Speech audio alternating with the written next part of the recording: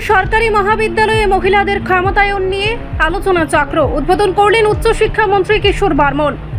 আজ কমলপুর সরকারি মহাবিদ্যালয়ে অনুষ্ঠিত হলো এক বিশেষ আলোচনা চক্র, যার মূল প্রতিপাদ্য ছিল প্রগতিশীল সমাজ ব্যবস্থায় মহিলাদের ক্ষমতায়নের গুরুত্ব।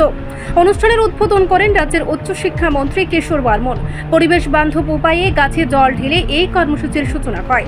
মন্ত্রীর সঙ্গে উপস্থিত ছিলেন কমলপুর নগর পঞ্চায়েত চেয়ারম্যান প্রশান্ত সিনহা, কলেজের অধ্যক্ষ ডক্টর অভিজিৎ সরকার এবং উচ্চশিক্ষা দপ্তরের অধিকর্তা অনিমেষ দেববর্মা।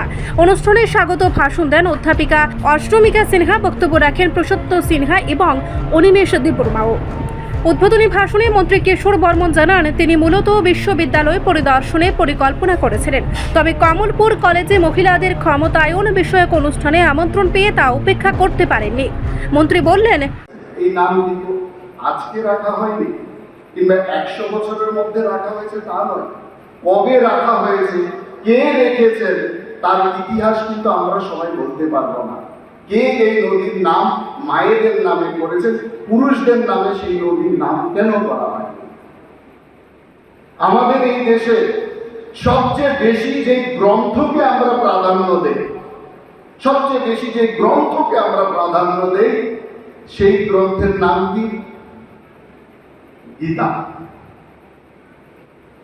পুরুষ না মহিলা? গীতা পুরুষ না মহিলা? সেই গ্রন্থের নাম কিন্তু মায়েদের নামে দেওয়া হয়েছে।